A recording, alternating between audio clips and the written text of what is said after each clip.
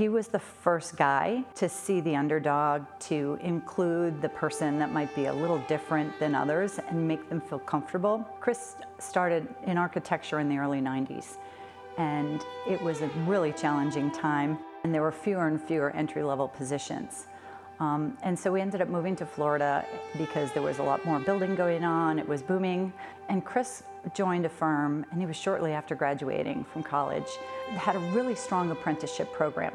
So he was really able to be put in situations with strong mentoring and coaching from senior principals and partners who really took time to teach him, and it had a massive impact on his expectation of what paying it forward in architecture meant. Chris and I met on my first day of work here at OPSIS 20 years ago.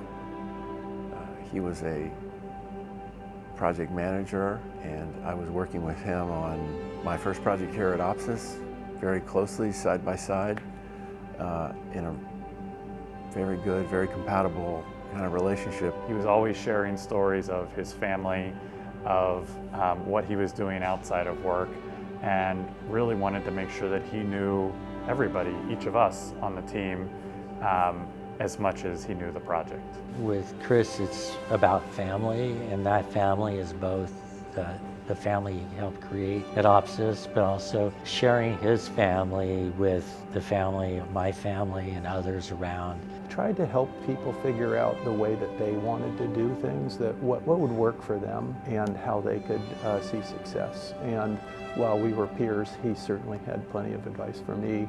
He was a mentor of mine, and his way of mentoring was done more through his actions and the calm, confident demeanor with which he approached his work.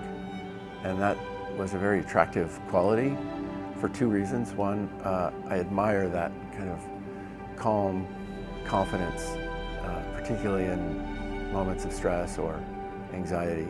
But two, because it's a brilliant way to mentor is to do it through example and show people how to do it, as opposed to telling people how to do it. It was such a relief to get those funds. I was an hourly employee at the time, and our work was cutting down, but I just knew I did not have anything extra to invest in professional development at that time. Things were just really tight financially, and being able to have that little extra wiggle room, even though I sat on the funds for a little bit, having that wiggle room to be able to invest in myself allowed me to kind of transition into doing more healthcare-based work, which was ultimately where I feel like I'm really meant to be.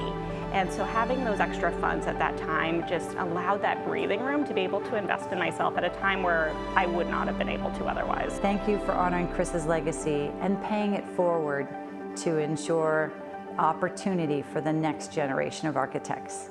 Thank you. Thank you, Chris, and thank you.